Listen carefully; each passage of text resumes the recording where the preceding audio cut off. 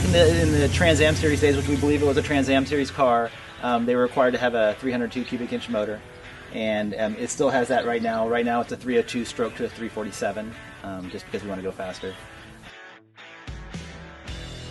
It's a Schmieding's race motor. I'll show it to you in a second.